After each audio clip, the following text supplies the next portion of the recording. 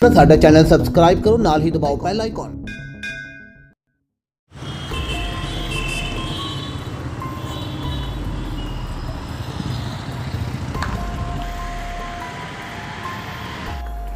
Curfew ਦੇ side effect ਤਾਂ ਬਹੁਤ ਦੇਖੇ ਨੇ, ਪਰ ਕਰਫਿਊ 'ਚ ਇੱਕ ਚੰਗੀ ਗੱਲ ਵੀ ਹੋਈ ਹੈ। ਜਿੱਥੇ ਪੂਰੇ ਵਿਸ਼ਵ ਭਾਰਤ ਦੇ ਵਿੱਚ ਕਰੋਨਾ ਦੇ ਕੇਸ ਵੱਧਦੇ ਜਾ ਰਹੇ ਨੇ, ਉੱਥੇ ਮੌਤਾਂ ਦੇ ਆંકੜੇ ਵੀ ਲਗਾਤਾਰ ਵੱਧ ਰਹੇ ਨੇ। ਪਰ ਪਿਛਲੇ 2 ਮਹੀਨਿਆਂ ਤੋਂ ਲੱਗੇ ਕਰਫਿਊ 'ਚ ਅੰਮ੍ਰਿਤਸਰ ਦੇ ਅੰਦਰ ਮੌਤਾਂ ਦਾ ਆંકੜਾ ਲਗਾਤਾਰ ਘਟ ਗਿਆ ਸੀ। ਇਸ ਸੰਬੰਧ 'ਚ ਅੰਮ੍ਰਿਤਸਰ ਦੇ ਸ਼ਿਵਪੁਰੀ, ਜਿੱਥੇ ਸ਼ਵਾਂ ਦਾ ਅੰਤਿਮ ਸੰਸਕਾਰ ਕੀਤਾ ਜਾਂਦਾ ਹੈ, ਉਹਨਾਂ ਦੇ ਸਹਾਇਕ ਈਵਾਨ ਕਪੂਰ ਦੇ ਨਾਲ ਗੱਲ ਕੀਤੀ ਗਈ। ਉਹਨਾਂ ਦੱਸਿਆ ਕਿ ਕਰਫਿਊ ਤੋਂ ਪਹਿਲਾਂ ਉਹਨਾਂ ਦੇ ਕੋਲ ਇੱਕ ਦਿਨ 'ਚ 14 ਤੋਂ 15 ਕੇਸ ਆਉਂਦੇ ਸੀ, ਪਰ ਜਦ ਦਾ ਕਰਫਿਊ ਲੱਗਾ ਤਦ ਦਾ ਇਹ ਆંકੜਾ ਘਟ ਗਿਆ ਅਤੇ ਇੱਕ ਦਿਨ ਦੇ ਵਿੱਚ 1 ਜਾਂ 2 ਕੇਸ ਹੀ ਆਉਂਦਾ ਹੈ ਅਤੇ ਹੁਣ ਇਹ ਆંકੜਾ ਫਿਰ ਵਧਣ ਲੱਗ ਗਿਆ ਕਿਉਂਕਿ ਕਰਫਿਊ ਹਟਾ ਦਿੱਤਾ ਗਿਆ। ਉਹਨਾਂ ਦੱਸਿਆ ਕਿ ਲੋਕਡਾਊਨ ਦੇ ਚਲਦੇ ਜਿੱਥੇ ਲੋਕ 10 ਦਿਨ ਦੇ ਅੰਦਰ ਅਸਥੀਆਂ ਨੂੰ ਲੈ ਜਾਣ ਵਾਸਤੇ ਆਉਂਦੇ ਸੀ ਅਤੇ ਲੋਕਡਾਊਨ ਦੇ ਚਲਦੇ ਉਹ ਅਸਥੀਆਂ ਵੀ ਇੱਥੇ ਹੀ ਰੱਖ ਜਾਂਦੇ ਸੀ ਤਾਂ ਕਿ ਲੋਕਡਾਊਨ ਖੁੱਲ੍ਹਦੇ ਹੀ ਉਹ ਅਸਥੀਆਂ ਨੂੰ ਪਰਵਾਹ ਕਰ ਸਕਣ। ਉਹਨਾਂ ਕਿਹਾ ਕਿ ਹੁਣ ਤੱਕ ਪ੍ਰਸ਼ਾਸਨ ਦੁਆਰਾ ਕਿਹਾ ਗਿਆ ਹੈ ਕਿ ਪਾਸ ਬਣਾ ਕੇ ਹੀ ਲੋਕ ਅਸਥੀਆਂ ਲੈ ਜਾ ਸਕਦੇ ਨੇ। ਜਿੱਥੇ ਦੇਸ਼ ਤੇ ਦੁਨੀਆ ਭਰ ਦੇ ਵਿੱਚ ਲਗਾਤਾਰ ਕਰੋਨਾ ਵਾਇਰਸ ਵੱਧਦਾ ਜਾ ਰਿਹਾ, ਉਸੇ ਤਰੀਕੇ ਦੇ ਨਾਲ ਹੀ ਮੌਤ ਦੇ ਆંકੜੇ ਜਿਹੜੇ ਨੇ ਉਹ ਵੀ ਵੱਧਦੇ ਜਾ ਰਹੇ ਨੇ। ਅੱਜ ਅਸੀਂ ਖੜੇ ਹਾਂ ਅੰਮ੍ਰਿਤਸਰ ਤੇ ਸ਼ਿਵਪੁਰੀ ਦੇ ਵਿੱਚ, ਜਿੱਥੇ ਕਿ ਸਾਡੇ ਨਾਲ ਇਸ ਸਮੇਂ ਸਹਾਇਕ ਮੌਜੂਦ ਨੇ ਈਵਾਨ ਕਪੂਰ ਜੀ। ਗੱਲਬਾਤ ਕਰਾਂਗੇ ਉਹਨਾਂ ਦੇ ਨਾਲ ਕਿ ਪਹਿਲੇ ਤੇ ਹੁਣ ਦੇ ਆંકੜੇ ਦੇ ਵਿੱਚ ਕਿੰਨਾ ਅੰਤਰ ਹੈ। ਸਰ, ਲੋਕਡਾਊਨ ਜਦੋਂ ਦਾ ਹੋਇਆ, ਕਰਫਿਊ ਜਦੋਂ ਦਾ ਲੱਗਿਆ, ਉਸ ਤੋਂ ਪਹਿਲੇ ਦੇ ਕੀ ਆંકੜੇ ਸੀ? 1 ਮਹੀਨੇ ਦੇ ਵਿੱਚ ਕਿੰਨੇ ਕੁ ਜਿਹੜੇ ਦੇਹਾਂ ਦੇ ਇੱਥੇ ਸੰਸਕਾਰ ਜਿਹੜੇ ਕੀਤੇ ਜਾਂਦੇ ਸੀ? ਲਾਕਡਾਊਨ ਤੋਂ ਪਹਿਲੇ ਸਾਡੇ ਕੋਲ ਰੂਟੀਨ ਦੇ ਵਿੱਚ 14 ਤੋਂ 15 ਸੰਸਕਾਰ ਡੇਲੀ ਆਉਂਦੇ ਸੀ। ਜਦੋਂ ਦਾ ਲਾਕਡਾਊਨ ਹੋਇਆ ਉਸ ਤੋਂ ਬਾਅਦ ਸਾਡੇ ਕੋਲ ਉਹਦੀ ਸੰਸਕਾਰ ਦਾ ਜਿਹੜਾ ਹੈ ਉਹ ਘਟ ਕੇ 5 ਤੋਂ 6 ਰਹਿ ਗਏ।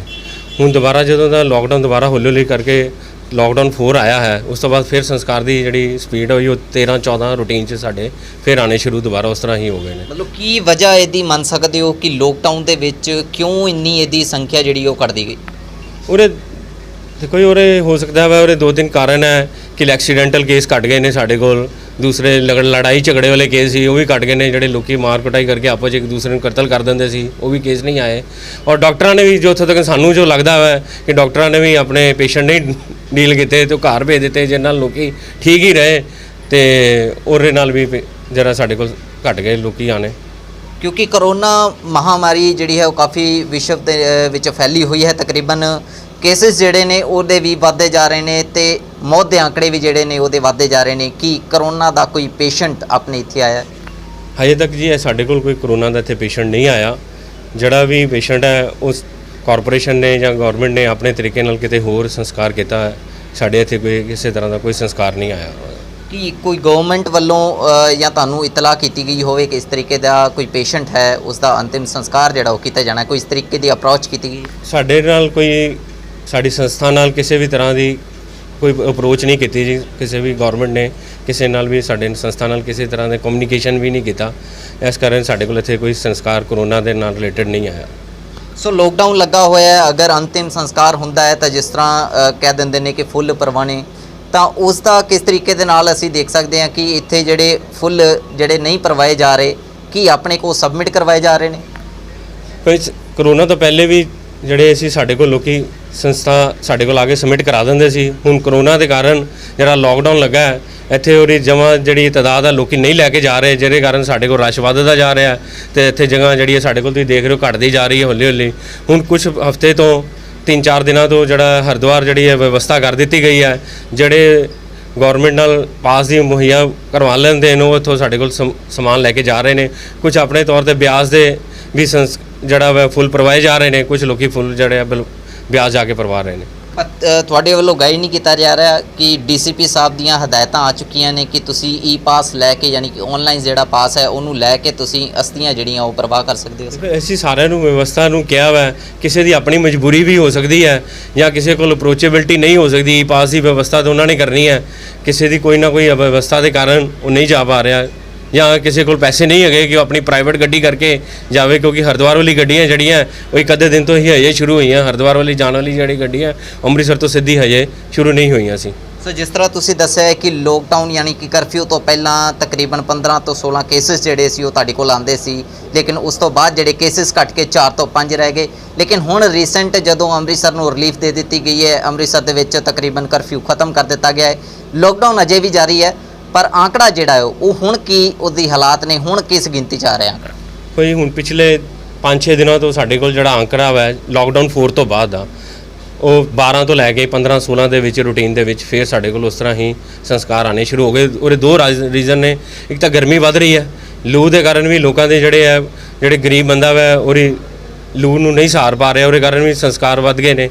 ਦੂਸਰਾ ਵਾ ਲੋਕਡਾਊਨ ਖੁੱਲ੍ਹ ਗਿਆ, ਐਕਸੀਡੈਂਟਲ ਕੇਸ ਵੀ ਵੱਧ ਗਏ ਨੇ, ਉਸ ਕਾਰਨ ਵੀ ਸਾਡੇ ਕੋਲ ਜਿਹੜਾ ਪ੍ਰੋਬਲਮ ਜਿਹੜੀ ਹੈ ਦੁਬਾਰਾ ਫਿਰ ਉਹੀ 13-14 ਦੀ ਰੂਟੀਨ ਜਿਹੜੀ ਹੈ ਸਾਡੇ ਕੋਲ ਦੁਬਾਰਾ ਸ਼ੁਰੂ ਹੋ ਗਈ। ਸੋ ਪ੍ਰੀਕਾਸ਼ਨਸ ਕਿਸ ਤਰੀਕੇ ਦੇ ਨਾਲ ਲਿੱਤੇ ਜਾ ਰਹੇ ਨੇ, ਕਿਉਂਕਿ ਕਰੋਨਾ ਵਾਇਰਸ ਚੱਲ ਰਿਹਾ, ਸਭ ਨੂੰ ਹਦਾਇਤਾਂ ਪ੍ਰਸ਼ਾਸਨ ਵੱਲੋਂ ਦਿੱਤੀਆਂ ਗਈਆਂ ਨੇ ਕਿ ਤੁਸੀਂ ਇੱਕ ਤਾਂ ਸੋਸ਼ਲ ਡਿਸਟੈਂਸ ਦਾ ਖਾਸ ਕਰਕੇ ਧਿਆਨ ਰੱਖਣਾ, ਦੂਜੀ ਗੱਲ ਇਹ ਹੈ ਕਿ ਤੁਸੀਂ ਪ੍ਰੀਕਾਸ਼ਨਸ ਜਿਹੜੀਆਂ ਯੂਜ਼ ਕਰਨੀਆਂ, ਕਿਸ ਤਰੀਕੇ ਦੇ ਨਾਲ ਪ੍ਰੀਕਾਸ਼ਨਸ ਯੂਜ਼ ਹੋ ਰਹੀਆਂ? ਕੋਈ ਇੱਕ ਤਾਂ ਗਵਰਨਮੈਂਟ ਵੱਲੋਂ ਕਿਹਾ ਗਿਆ ਕਿ ਸੰਸਕਾਰ ਦੇ ਉੱਤੇ 20 ਤੋਂ ਜ਼ਿਆਦਾ ਬੰਦੇ ਨਹੀਂ ਲੈ ਕੇ ਆਣੇ, ਉਹ ਅਸੀਂ ਸਾਰਿਆਂ ਨੂੰ ਹਦਾਇਤਾਂ ਦਿੱਤੀਆਂ ਹੋਈਆਂ ਕਿ 20 ਤੋਂ ਜ਼ਿਆਦਾ ਬੰਦੇ ਨਹੀਂ ਲੈ ਕੇ ਆਓ।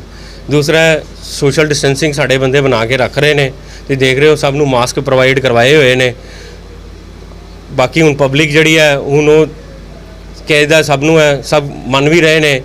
ਕੋਈ ਕਦਾ ਵਿੱਚ ਹੋ ਸਕਦਾ ਕੋਈ ਵਿੱਚ ਨਾ ਵਿੱਚ ਵਿਵਸਥਾ ਨੂੰ ਧਿਆਨ ਨਾ ਦੇਖਦਾ ਹੋਵੇ ਜਾਂ ਗਲਤੀ ਕਰ ਗਿਆ ਹੋਵੇ, ਕਹਿ ਨਹੀਂ ਸਕਦੇ ਸੀ। ਸੋ ਜਿਸ ਤਰੀਕੇ ਦੇ ਨਾਲ ਗਵਰਨਮੈਂਟ ਹੁਣ ਕਹਿ ਰਹੀ ਹੈ ਕਿ ਕਰੋਨਾ ਵਾਇਰਸ ਦਾ ਅਗਰ ਤੁਹਾਨੂੰ ਇਤਲਾਹ ਕਰਦੇ ਨੇ, ਗਵਰਨਮੈਂਟ ਤੁਹਾਨੂੰ ਹਦਾਇਤ ਜਿਹੜੀ ਉਹ ਦਿੰਦੀ ਹੈ ਕਿ ਤੁਸੀਂ ਵੀ ਕਰੋਨਾ ਵਾਇਰਸ ਦਾ ਜਿਹੜਾ ਹੈ ਉਹ ਮਰੀਜ਼ ਦਾ ਜਿਹੜਾ ਅੰਤਿਮ ਸੰਸਕਾਰ ਤੁਸੀਂ ਕਰ ਸਕਦੇ ਹੋ, ਅਗਰ ਉਹਦੀ ਡੈਥ ਹੋ ਜਾਂਦੀ ਹੈ ਤਾਂ ਆਪਣੇ ਵੱਲੋਂ ਕੀ ਪ੍ਰੀਕਾਸ਼ਨਸ ਯੂਜ਼ ਹੋਣਗੇ? ਸਰ ਜੋ ਅਗਰ ਗਵਰਨਮੈਂਟ ਸਾਡੇ ਨਾਲ ਲਿੰਕ ਕਰਦੀ ਹੈ ਤੇ ਅਸੀਂ ਆਪਣੇ ਸਟਾਫ ਨੂੰ ਪੀਪੀ ਕਿਟਸ ਸਾਰਾ ਉਹਨੂੰ ਗਲਵਜ਼ ਵਗੈਰਾ ਸਭ ਕੁਝ ਪ੍ਰੋਵਾਈਡ ਕੀਤਾ ਹੋਇਆ ਵਾ। ਸਰਕਾਰ ਵੱਲੋਂ ਵੀ ਜਿਹੜੀ ਹਦਾਇਤਾਂ ਜਿਹੜੀਆਂ ਉਹਨੂੰ ਫੋਲੋ ਕਰਨੀਆਂ। ਗੈਸ ਯੂਨਿਟ ਸਾਡਾ ਤਿਆਰ ਹੈ, ਜੇ ਸਰਕਾਰ ਜਿਹੜਾ ਕਿ ਗੈਸ ਯੂਨਿਟ ਦੇ ਉੱਤੇ ਜਿਹੜਾ ਸੰਸਕਾਰ ਹੈਗਾ ਵਾ ਉਸ ਗੈਸ ਯੂਨਿਟ 'ਤੇ ਹੀ ਹੋਏਗਾ, ਸਾਡਾ ਗੈਸ ਯੂਨਿਟ ਤਿਆਰ ਹੈ।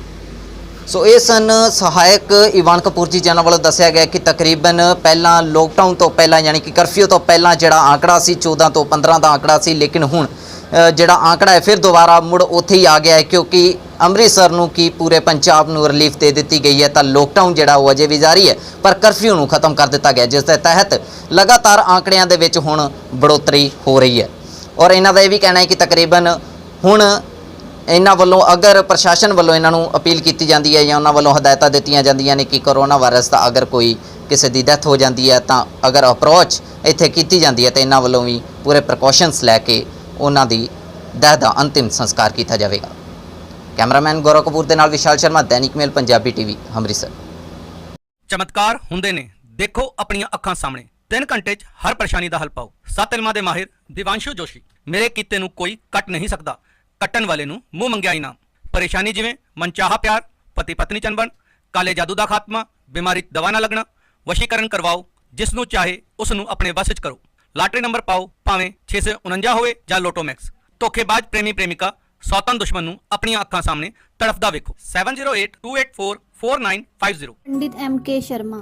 फीस नहीं इनाम लवांगा, ਧੋਖਾ ਨਹੀਂ ਕੰਮ ਕਰਾਂਗਾ। ਮਾਤਾ ਰਾਣੀ ਨੇ ਚਾਹਿਆ ਤਾਂ ਖੂਨ ਦੇ ਹੰਝੂ ਨਹੀਂ ਆਉਣ ਦੇਵਾਂਗਾ। ਪੰਡਿਤ ਮੌਲਵੀ ਤੋਂ ਵਿਸ਼ਵਾਸ ਖੋ ਚੁੱਕੇ ਇੱਕ ਵਾਰ ਜ਼ਰੂਰ ਅਜ਼ਮਾਓ। ਪੰਡਿਤ MK ਸ਼ਰਮਾ। ਪ੍ਰੇਮੀ ਪ੍ਰੇਮਿਕਾ ਨੂੰ ਮਿਲਾਉਣਾ, ਸੌਤਨ ਦੁਸ਼ਮਣ ਤੋਂ ਛੁਟਕਾਰਾ, ਵਿਦੇਸ਼ ਯਾਤਰਾ 'ਚ ਰੁਕਾਵਟ, ਮਾਤਾ ਪਿਤਾ ਨੂੰ ਮਨਾਉਣਾ। ਇੱਕ ਵਾਰ ਮਿਲਾਓ, ਫੋਨ ਤੇ ਜ਼ਰੂਰ ਅਜ਼ਮਾਓ ਆਪਣੀ ਕਿਸਮਤ। ਕਰੋ ਸੰਪਰਕ 9779395956।